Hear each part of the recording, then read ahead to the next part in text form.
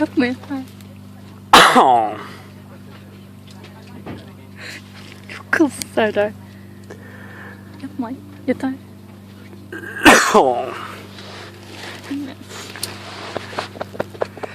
Yes, thank you. Thank you. Thank you very much.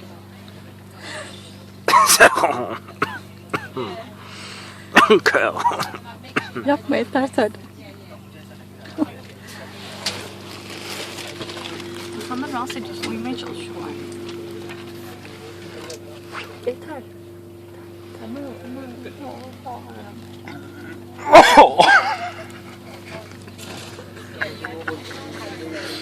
Fransızca öksürüyorum, Fransızca.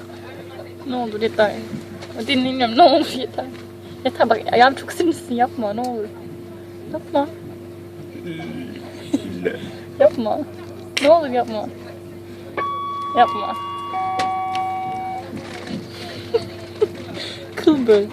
Sana uyuyor yapma. Mesdames et messieurs, bonsoir et bienvenue à bord de cet Eurostar à destination de Londres Saint-Pancras avec un arrêt à Ebbsfleet à 21h18. L'heure prévue d'arriver à Londres c'est 21h39. Je suis Miguel et avec mon collègue Colin, nous sommes aujourd'hui vos chefs de bord.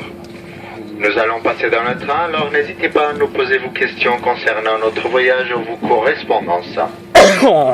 Les bars situés en voiture 6 et 13, ils sont dès à présent à votre disposition. Vous y trouverez notre gamme de produits Waitrose. Nos collègues Nikez et Vicky seront ravis de vous y accueillir. Oui. Nous vous souhaitons un très bon voyage à bord des Eurostar, membres de Royal Team. Petit bagage. Good evening, ladies and gentlemen, and welcome on board this Eurostar to London St. Pancras.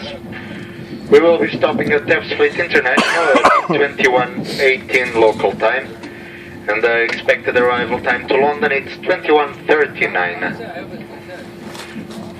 My name is Miguel, and along with my colleague Colin, we are your train managers today. We will be passing through the train, so if you have any questions regarding the journey or your connections, please do not hesitate to stop us. The bars are located in coaches 6 and 13, where you will find our product range from Waitrose. Our colleagues Nikez and Vicky are looking forward to helping you. We wish you a very pleasant journey on board the Eurostar, a member of Royal Team. Bon anniversaire.